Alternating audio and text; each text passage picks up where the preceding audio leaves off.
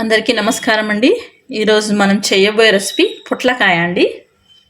దీనికి ముందుగా ఆయిల్ కొద్దిగా వేసుకోవాలండి. దీంట్లో ఎక్కువ ఆయిల్ పట్టదు, కొద్దిగా ఆయిల్ సరిపోతుంది. కొంచెం వెరైటీగా ఉంటుంది.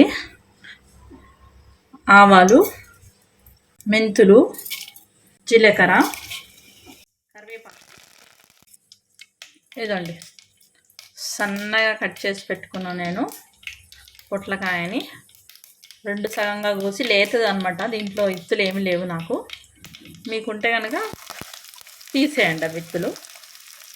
బాగా కడిగి శుభ్రంగా పెట్టుకున్నది వేస్తున్నాను. ఇందులో ఆనియన్, ఉల్లిగడ్డ వేయట్లేదు.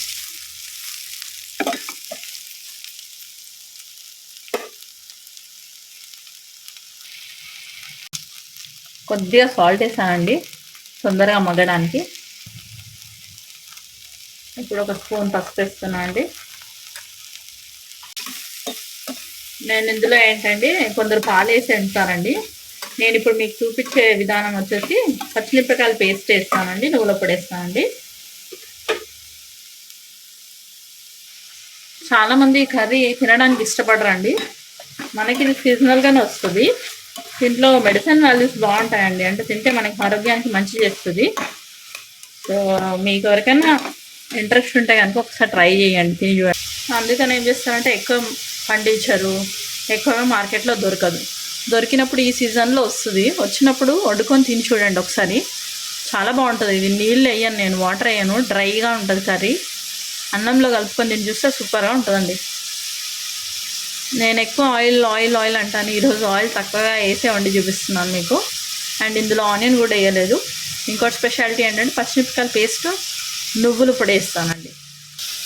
చూడండి, నేను మిక్సీలో ఓన్లీ పచ్చిమిరపకాయలు, కొద్దిగా ఉప్పు వేసి బరకగా గ్రైండ్ చేసుకున్నానండి.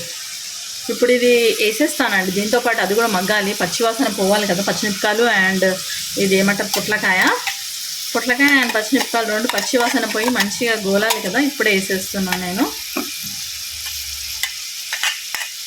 మీకు ఎంత కావాలి కారం, దాన్ని బట్టి పచ్చిమిరపకాయలు వేసుకోండి. చాలా ఈజీ అండి కర్రీ. 5 to 10 minutes లోపల అయిపోతుంది మన కర్రీ.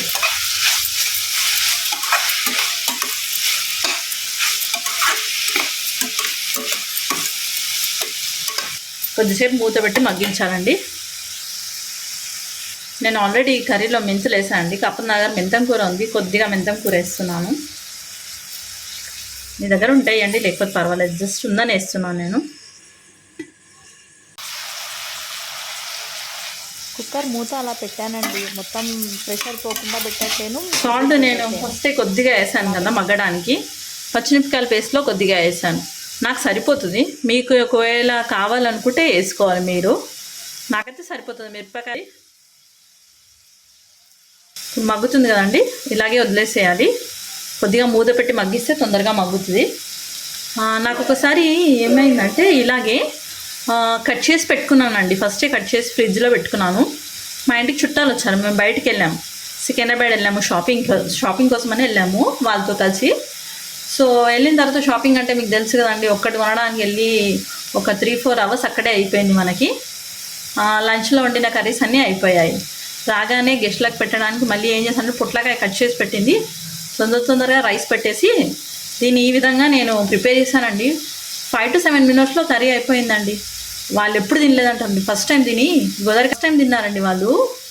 మా ఫ్యామిలీ ఫ్రెండ్స్ అనమాట. ఫస్ట్ టైం తిని అసలు ఇది ఎలా ఉంటారని అడిగారు. టేస్ట్ చాలా బాగుందని చెప్పారు. వాళ్ళు అసలు ఒకసారి కూడా టేస్ట్ చేయలేదంట. ఇది ఫస్ట్ టైం టేస్ట్ చేయడం అంట. చాలా బాగుందని కమెంట్ చేశారండి. నాకు చాలా అనిపిస్తుందండి, జస్ట్ మీతో షేర్ చేసుకోవాలనిపించిందండి, అందుకే చెప్తున్నాను అండి. మీకు కావాలంటే మనము మిక్సీ ఆల్రెడీ చేసి పెట్టాను కదా, దాంట్లో కొన్ని వాటర్ వేసి వేసుకోవచ్చండి. కొద్దిగానండి, ఎక్కువ వాటర్ వేస్తే బాగుండదు. నేను అది మిక్సీ ఉంది కదా, దాంట్లో ఆ మిశ్రమంలో వాటర్ వేసి వేసాను అంతే. జస్ట్ ఏంటంటే ఇది మగ్గడానికి మనకి హెల్ప్ అవుతుంది, అంటుకోకుండా ఉండడానికి. అంతే అండి, ఇంత ఈజీగా కర్రీ రెడీ అయిపోతుందండి. ఇది మగ్గడమే ఆలస్యం అండి. చూడండి, కర్రీ మగ్గిపోయింది. చూస్తే కనుక మీకు ఆయిల్ కనిపిస్తుంది. ఇందులో నువ్వుల పొడి వేస్తున్నాను. ఇందులో కొద్దిగా నువ్వుల పొడి, కొత్తిమీర. కర్రీ రెడీ అయిందండి. Thank you for watching. Please subscribe my channel.